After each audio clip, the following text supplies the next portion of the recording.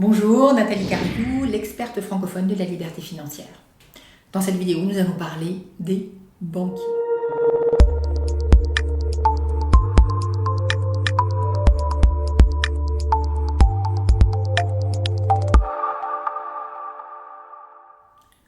Vous avez forcément une banque et un banquier. Vous me direz, vous pourriez avoir une banque en ligne. Si vous avez une banque en ligne, vous n'avez pas réellement de banquier. Donc c'est vrai que vous avez un banquier, vous avez un site internet, mais a priori, vous n'arriverez pas à mettre le visage d'un conseiller financier derrière cette banque.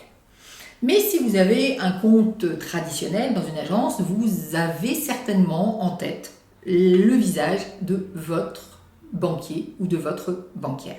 Et généralement, les banquiers ne sont pas dans nos amis préférés. Alors comment on sait ça? On sait que quand le téléphone sonne et qu'on voit apparaître le nom du banquier sur le téléphone, il y a un certain nombre de personnes qui partent à l'autre bout de l'appartement, qui font comme s'ils n'étaient pas là ou comme s'ils n'avaient pas entendu. Pourquoi? Parce que quand le banquier appelle, par essence, c'est une mauvaise nouvelle.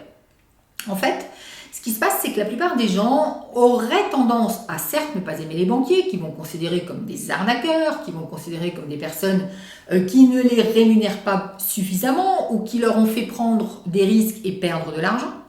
Mais en réalité, ce qu'ils demandent à leur banquier, c'est de décider pour eux d'un certain nombre de choses. Et là, ça se passe mal. Pourquoi? Parce que le banquier, il n'est pas là pour vous servir. Il est là pour se servir. C'est extrêmement important de savoir qu'un banquier, c'est avant tout une entreprise commerciale.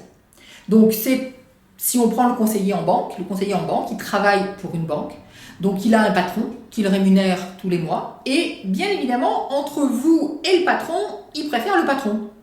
Donc, il va vous conseiller des produits suffisamment bons pour que vous ne soyez pas déçus, c'est-à-dire que vous ne partiez pas.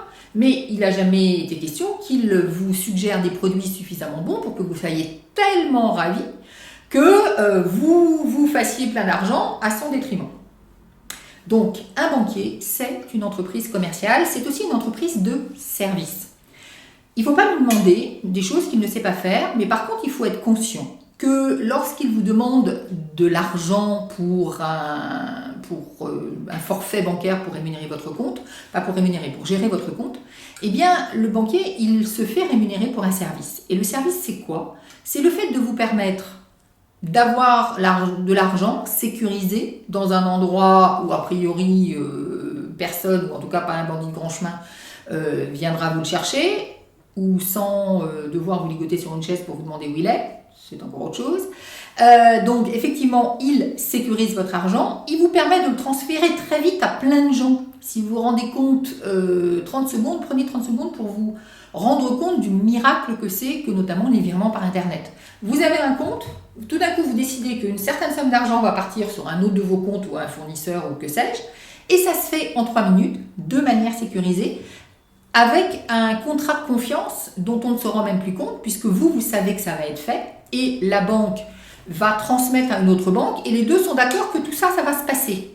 Et votre fournisseur, il est d'accord qu'il va le recevoir. Donc il y a véritablement un vrai contrat de confiance dans les virements bancaires. Donc il vous rend ce service-là. Il vous rend également le service, quand vous êtes à découvert, de vous prêter de l'argent. Il vous rend le service de vous donner, prêter des moyens de paiement. Eh bien, effectivement, pour tout ça, il vous demande une rémunération. Donc un banquier, ça vous rend des services dans tout ce qui est gestion de compte, et ça c'est précieux.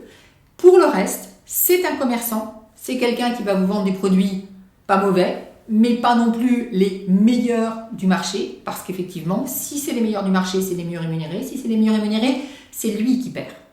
Donc, à partir du moment où on sait ça, peut-être que vous allez avoir de bonnes relations avec votre banquier. Troisième, toute petite chose sur les banquiers, notamment si vous avez affaire à un banquier professionnel, vous allez avoir affaire à une personne qui s'y connaît en matière d'argent. Qui s'y connaît, ça veut dire quoi? Ça veut dire qu'en principe, sa compétence financière est plus élevée que la vôtre. Mais ça ne veut pas dire que ses conseils sont à suivre. Donc écoutez les informations, mais ne suivez ses conseils